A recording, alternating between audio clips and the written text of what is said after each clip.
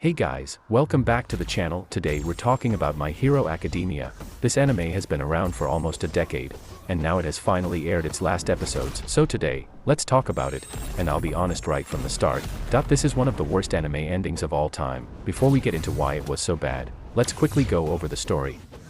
Spoiler alert, if you haven't watched My Hero Academia yet, this video contains major spoilers, so watch at your own risk. The world of My Hero Academia. My Hero Academia takes place in a world where everything is black or white. You're either a hero or a villain. There's almost no gray area, which honestly feels very childish for a long-running shonen. People in this world are born with powers called quirks. Heroes are basically treated like police officers, villains are treated like criminals, and normal citizens are protected by heroes. But here's the problem. If your quirk looks cool or useful, society encourages you to become a hero. If your quirk looks scary, deformed, or sinister, society rejects you. You're labeled as dangerous, you're pushed out, and eventually, you're forced down the path of a villain. So yes, villains aren't born evil. Society creates them. DNA quirks and plot armor. Quirks are decided at birth, though they awaken at different ages. Normally, one person equals one quirk. There are only two exceptions, all for one, who can steal and give quirks, one for all, which can be transferred to the next generation via DNA. Everyone else, no such luxury. Some families conveniently inherit quirks, like Ingenium Speed quirk, Endeavor's Fire quirk, but most of the world doesn't follow this logic. Let's be honest, this selective inheritance is pure plot armor to keep the story moving. Now enters our main character, Deku. Now let's talk about our main character, Izuku Midoriya, also known as Deku. He's born quirkless, lives with a single mother and his father. We don't know where his father is. Who is he? Completely irrelevant. Apparently, classic tragic MC setup, Deku dreams of becoming a hero like All Might, the #1 hero in the world. Yes, heroes have rankings, because why not? To become a hero, you must attend UA Academy, a school that trains kids with quirks and gives them a license to legally use their powers. Without that license, even saving people is considered illegal. But there's a problem, Deku has no quirk. All might end the miracle. One day, Deku nearly gets himself killed trying to act like a hero, leaving his poor mother behind. By pure coincidence, he meets All Might. Deku then proceeds to stalk All Might for an entire day, begging him to tell the truth. Can someone without a quirk become a hero?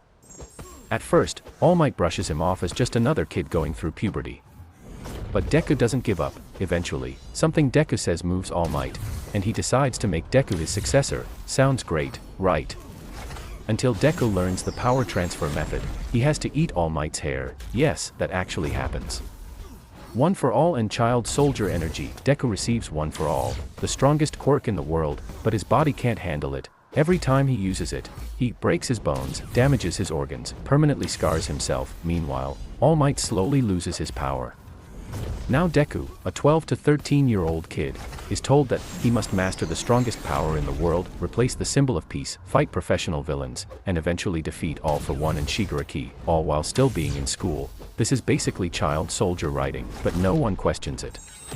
The final war and the price. Fast forward to the end. The villains are defeated, the world is saved, but Deku, he loses almost all of his power. His body is permanently damaged, he's covered in scars, part of his head is bald due to side effects, he even loses his arms, later regenerated, but the trauma remains. And now comes the worst part.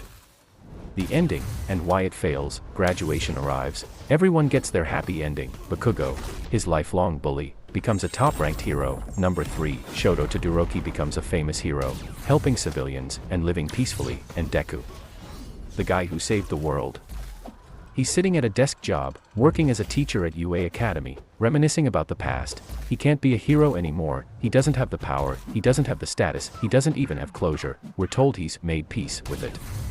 His love story taken away. In the manga, Deku has a love interest, Uraraka, but even that was taken away. Their confession scene was removed because it would upset certain communities. The real problem with this ending sends a terrible message. It tells young viewers, even if you save the world, don't expect anything in return. No recognition, no reward, no power, no happiness. Just sacrifice, just suffering, just move on. That's not heroism, that's glorified slavery. Deku is now almost 30 years old, working a normal job, still scarred, physically and mentally, and taking care of his mother, and the anime has the audacity to play happy background music as if this is satisfying. The insulting tech glove. In one final scene, His friends give him a tech glove so he can feel like a hero again. That's not heartwarming, that's just rubbing salt into the wound. Everyone else gets fame, power, money, fulfillment. Deku gets memories, nostalgia, and acceptance of loss. So to put it in a nutshell, My Hero Academia is an anime that ran for nearly a decade and grew alongside its audience, promising a story about heroism, sacrifice, and justice. However, its ending ultimately fails to deliver on those themes. The series presents a world divided strictly into heroes and villains, where people with good-looking quirks are praised while those with disturbing or unconventional abilities are rejected by society. This flawed system actively creates villains, yet the story never truly challenges or reforms it. The main character, Izuku Midoriya, Deku, is born quirkless and raised by a single mother. Despite society telling him his dream is impossible, he inherits the most powerful quirk, one for all, from All Might at a very young age. This flawed system actively creates villains, yet the story never truly challenges or reforms it. The main character, Izuku Midoriya, Deku, is born quirkless and raised by a single mother. Despite society telling him his dream is impossible, he inherits the most powerful quirk, one for all, from All Might at a very young age. From that moment on, Deku is burdened with responsibilities far beyond his age, effectively becoming a child soldier tasked with saving the world while destroying his own body in the process. By the end of the final war, Deku succeeds in defeating the villains but loses almost everything in return: his powers, his physical health, his future as a hero, and even his romantic closure.